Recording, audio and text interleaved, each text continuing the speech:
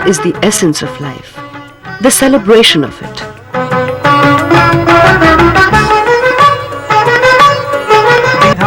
Hello friends, welcome to this program. Today we will examine the economic, social and psychological impact of migration on the family. Migration, the movement of people from the land of their origin to newer lands in search of better lives, has been on for ages. Be it the movement of Moses with his followers across the Red Sea, or that of the Pandavas to Indraprastha, migration has often been seen as a solution to all manner of crisis. Even our popular culture seems to advocate the route of migration to help a person rise from rags to riches. Entire communities of nomads have migrated for trade for centuries all over the country. The Banjaras and Nuts of Rajasthan and the Pahadis of hilly regions are but a few examples. So, what exactly is migration?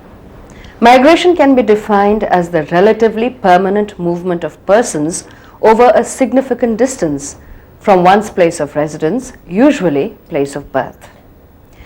Migration may take place from village to city, city to city, and even from one country to another. But this is not the only direction in which migration takes place. Even after long years away from their places of origin, people do migrate back, be it from another country to one's own country, or from cities to smaller towns or villages within the country. However, many misconceptions still exist regarding the phenomenon of migration. The most widespread belief is that migration is a socio-economic malady and is basically connected with the lower strata of society. Also, that all migrants are men who migrate to further their job prospects. Nothing could be further from the truth. Migration is a bipolar phenomenon. That is, it is concentrated mostly on either the upper end or the lower end of the socio-economic strata. However, of late, even the middle class seems to be migrating more frequently. Furthermore, not all migrants are men. Migration leads to positive as well as negative impacts on the migrants and their families, as well as on society at large. Uprooted people often become alienated from society, and the families left behind undergo severe distress while trying to adjust to the absence of a family member. When entire families migrate, they have to struggle to get settled into the new community. Back in their hometown, they could bank upon the support of the native community. While here, even for simple things like opening a bank account or getting a ration card or voter's identity card, they have to run from pillar to post. There is also a difference in the reception a migrant receives according to his or her socio-economic status in the new community as compared to the old one. The migrant may have been a landowning farmer and a pillar of the community back home, but if he migrates for subsistence, he no longer receives the same regard in the new community. A migrant who may have been a nobody in a big city abroad may come back home to find an extremely hospitable reception from curious neighbors. The difference of reception from the community can also occur according to age, race, sex, and cultural differences. The success of the migrants in the new community does not only depend on how skilled, resourceful, and affable they are, but also on how the new community perceives them and how willing they are to welcome them in their fold. Certain social problems do arise as byproducts of migration, but we must remember that migration can also be an empowering process that may enable people to access opportunities that were not available to them in the land of their origin. There can be a number of reasons for migration. Broadly, they can be classified as economic and non-economic reasons. The major non-economic reasons for migration are marriage, education, and associative migration, whereby a family joins a migrant in his or her new area of residence. People may have to migrate due to war or natural calamities also. But most people migrate from areas of low opportunities to areas of high opportunity. Migration of people seeking jobs is the most prominent economic reason. Trafficking is a form of forced migration indulged in mainly for economic reasons. With globalization, there has been a rise in people's aspiration for self-advancement. The mass media has played its part in fueling this trend. As a result of this, migration for education and employment abroad has become prevalent among the urban middle and high classes. However, the rise in the number of people hoping to emigrate is far greater than the number of people who actually do. Interestingly, of late, Indian information technology professionals have been in great demand in the world, and they represent a large percentage of international migrants from India. However, skilled and unskilled workers from India have been migrating to the Middle East since decades. Now that we have examined the history and process of migration and the reasons behind it, it is time to have a look at its impact on the migrant and his or her family. The impact of migration differs according to different social and economic status and also from region to region. Let us first examine the upper class. This segment of society has both wealth and power. They are extremely mobile, and migration for education, marriage or business, especially to other countries, is a common phenomenon. Migrants are generally young and single, and because wealth is already in abundant supply, the family is not dependent on remittances from the migrant for survival. Instead of sending remittances, the well-off migrants tend to make lumpy investments for the family, such as in property or consumer durables. The family feels little or no impact economically. However, there are many noticeable social and psychological impacts. Socially speaking, international migration is often a precursor of the division of a family. Migrating to a new country often makes a person create a nostalgic remembrance of their homeland as it was when they left it. This helps them survive. However, when the migrants return home, they find it difficult to deal with the changes that have occurred in the meantime. Many second-generation migrants prefer to stay on in their naturalized country rather than returning to their native place. They too want the best opportunities and lifestyle for themselves, which had once prompted their parents to move. The family left behind experiences many far-reaching psychological impacts. Older parents may feel a sense of emptiness and deprivation. In some cases, latent marital discord between parents is seen to raise its head when the adult children outmigrate. These effects are less pronounced in joint families. However, in either family setup, mothers are known to cope better by forming new social support systems. Fathers, often retired and less social, are more prone than mothers to take to heavier dependence on the substance they abuse, such as cigarettes or alcohol, to deal with their depression. The frequency of the migrants visiting their homes varies according to distance. Those who migrate to another country tend to visit less frequently than those who migrate within the country. Still, there are numerous instances of parents migrating to the country their child resides in. Of course, their ability to cope with the cultural shock depends upon how adaptable they were to begin with. Since most upper class people tend to migrate to other countries, especially in the West, it is important to examine the impact this has on them and their families. An international migrant is often already in tune with the Western culture and traditions.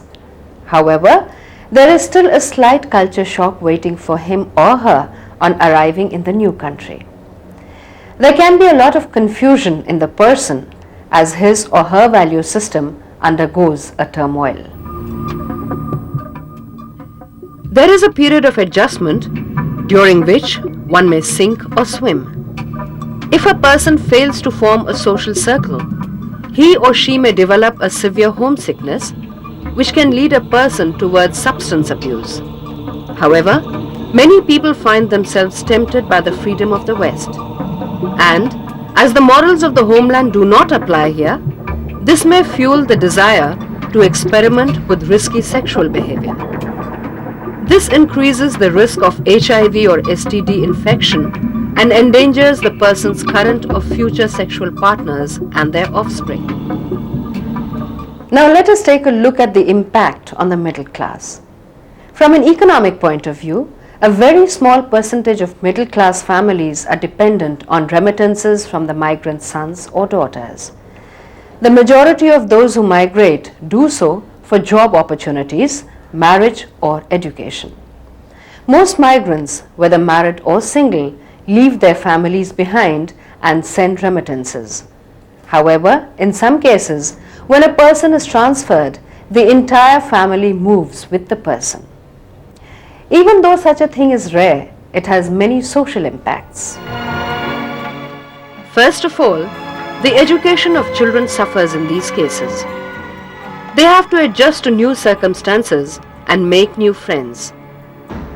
Even the parents find the going tough, as there are no friends, neighbors or family members to help them during monetary or family crisis. The children in the urban setup often lose many of the cultural traditions as well as the ethos of the joint family. Their lack of familiarity with the native place further widens the distance between the two units of the same family. People working in transferable jobs have to suffer the most. In today's scenario, with skyrocketing prices, both husband and wife have to work to support the family. When a man gets transferred to another city, his wife and children stay back. They must either stay on alone or move in with close relatives. Changes in social relations and roles appear to accompany the temporary migration of males or females, especially in nuclear families. When the husbands are absent from the family, and the wife must live with her in-laws or other relatives, family conflict may arise. At the same time, the husband's absence can open up new opportunities and freedom for wives. Some become successful entrepreneurs, others get time to pursue a hobby. Running two households is an additional economic burden on the family. A man living alone misses his family and often saves up on vacations to be able to spend a more significant amount of time with his loved ones. In the course of this time, however, he may have to pick up a couple of skills he never acquired previously. Now let us examine the findings of some of the studies conducted in Sri Lanka and Pakistan. When, as in case of Sri Lanka, mothers emigrate, leaving children in the care of fathers, the husband has to adopt a more nurturing role towards the children, previously the responsibility of the wife. But what about the psychological impact? In Pakistan, the term Dubai syndrome has been coined to refer to a complex of symptoms experienced by the wives of migrant workers. The symptoms include delayed menstruation, pains with no physiological foundation, and periodic fits of crying. Some claims have been made that this kind of depression fuels substance abuse, divorce, and even suicide. However, these effects are generally the exceptions and not the norms. Fathers are generally responsible for social control and punishment of children and adolescents within the family. Their absence often leads to problems of indiscipline and places greater strain on wives and other family members who must take over these social functions. In cases where the amount of remittances flowing in the family are huge, the children may become materialistic and demanding. If gifts are used to compensate for time spent away from them, the children may resort to temper tantrums and get their own way. The parents are prone to depression. However, they may also experience a sense of pride in the achievement of the absent son or daughter. In the time a couple spends away from each other, both husband and wife may feel emotionally and sexually frustrated. This feeling can sometimes make them irritable. In more extreme cases, it may even lead them astray to seek forbidden pleasures of sex outside marriage. Men are more likely to visit commercial sex workers than women. However, each of these risky behaviors places one's partner at risk of contracting the deadly HIV virus or other STDs. Now let us examine the impact of migration on the families of labor or agricultural migrants from the lower strata of society. In the low-end segment, migration generally happens either as a group or as the continuation of a chain. However, many a time, migrants leave alone for a destination where a relation or a friend resides who can help them find work. Even though in salt pans and brick kiln units, workers are sometimes hired in pairs, the general trend is that the migrant leaves his or her family behind and sends remittances as and when possible. The family joins them only when the migrant has carved some sort of niche for himself or herself. Even though the remittances sent home are few and far between, they are important for the family left behind. These remittances may be utilized either to repair the house or to buy other items of consumption. However, most often they are used to pay off old debts. Unfortunately though, many a times all the money gets spent in doing so, and the household gets entangled in a vicious trap of indebtedness. As a result of migration, one notices that gender roles tend to expand. Women take on more direct responsibilities in agriculture and labor. They become more responsible for taking care of elders and get involved in decision making for the household. However, in most cases, they still remain under the authority of a family patriarch. The absence of husbands often brings out their ingenuity, and some of them utilize the remittances to give soft loans to others in the community. Some find a voice in the local government and organize themselves for cooperative action. Now let us examine the socio-psychological impact experienced by the family and others in the community in response to the remittances and the absence of the migrant. In cases where the inflow of remittances becomes better, it can lead to jealousy and tension within the community. In areas where most role models have migrated, there may be immense pressure on eligible youngsters to follow in their footsteps. Frustration can creep in if this does not happen. Some claims have been made that this can fuel substance abuse and suicidal tendencies. As a result of migration, the family may begin to value education, but mostly the education of the male child is given greater attention. Migration exposes young wives to the onslaught of aggressive men in the community, and these vulnerable women are often exploited in this manner. The significance of these scenarios lies in how they expose the partners as well as their future offspring to the risk of contracting HIV or STDs. Even though most migrants in this case generally visit home twice a year, the wives left behind miss their husbands. There is an entire body of Bidesiya and Birha folk songs from North Bihar which voice the feelings of the lonely wife.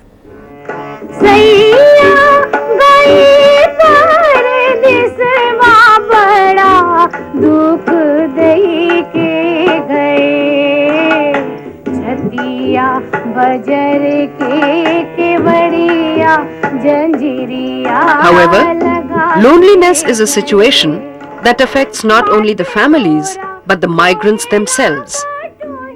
Apart from this, there are many other psychological impacts on the migrants. Leaving behind the safety and security which one finds in a family setup, the migrant moves into a new alien community. The success or failure of the migrant depends largely on how readily he or she is accepted by the new community.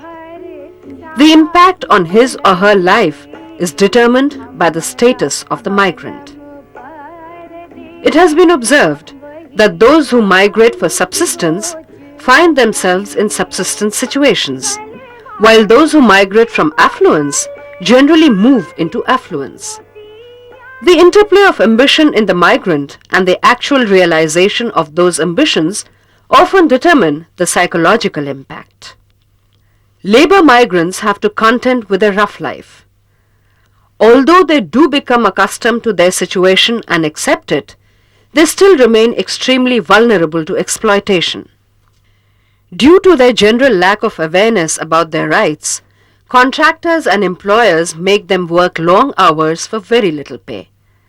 Women are generally paid less than the men. In certain industries, such as sugarcane cutting and brick kiln units, the work carries on till late in the night. Even though it is illegal to call a woman worker for work at night, these laws are flouted with nonchalance. So much so that cases of sexual exploitation of female laborers are rampant, but for various reasons, action is rarely taken. These people generally sleep in the open with no privacy and are exposed to the elements. The nature of their work generally exposes them to various health hazards, and thus diseases are common amongst them. The state of children is no better. The elder children are forced to take care of their younger siblings while both parents work. Education and nutrition are rarely provided for. The various instances of domestic violence seen among people of this strata are often an attempt by the man to reassert his manhood and control. In a world where his worth is rarely appreciated, the man creates a fantasy world where he is equated with his favorite screen idol.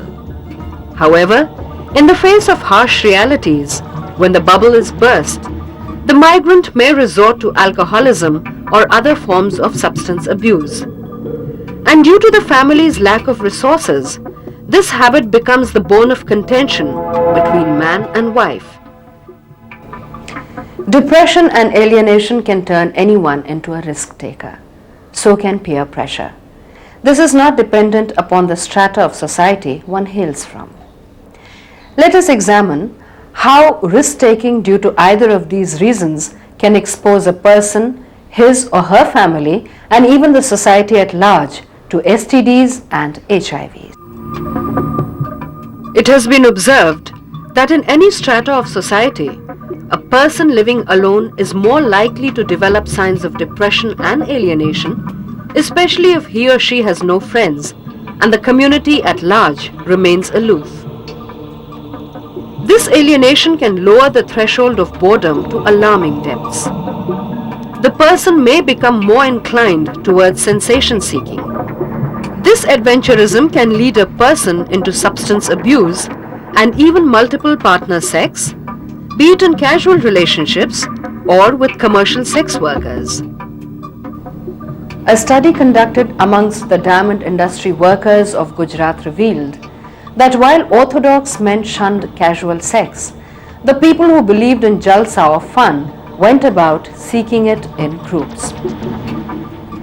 One of the primary reasons cited for such behavior was that since they lived away from their families with little or no social or moral constraints and earned hefty sums of money, they were more willing to indulge in risky sexual behavior. However, the risk of their contracting HIV, AIDS or other STDs is only part of the problem. The bigger issue here is how these diseases can get passed on to innocent victims, such as the wives left back home, and from mothers to children. The spread of the virus is a socio-economic reality. What makes it difficult to check is that women, being under male domination, have little or no control over their bodies and sexuality.